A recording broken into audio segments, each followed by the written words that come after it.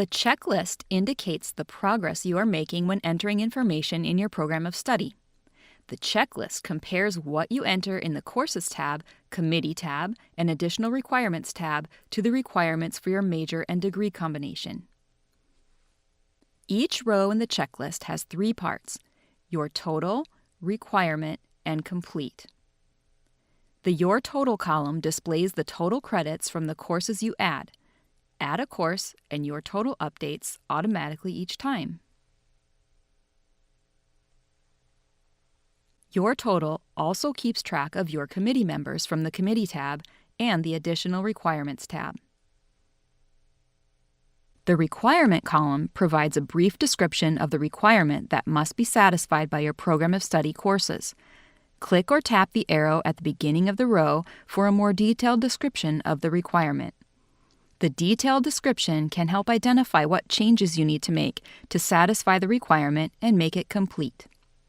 The Complete column provides feedback as to whether or not a requirement is satisfied.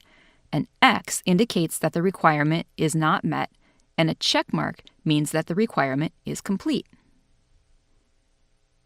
When you first start building your program of study, the checklist initially has 3 requirement rows: Overall Credits, Committee tab, and Additional Requirements tab. Once you add enough courses to the Course column to satisfy the minimum number of overall credits, additional rows will display in the checklist. The new rows check to see if your courses complete other course requirements, such as minimum minor and thesis credits and maximum overall blanket and slash credits. The Committee tab requirement on the checklist is marked complete when the names entered fulfill all required committee roles. The Additional Requirements tab is complete when you indicate how you will satisfy your ethical research training and language and communications training requirement if required. You may use the Preview button at any time to create a draft PDF to work with your major professor and others on your program of study. When all the rows in the checklist are marked complete, the Finalize button is enabled. Select this button to generate a PDF with your course selections and other information.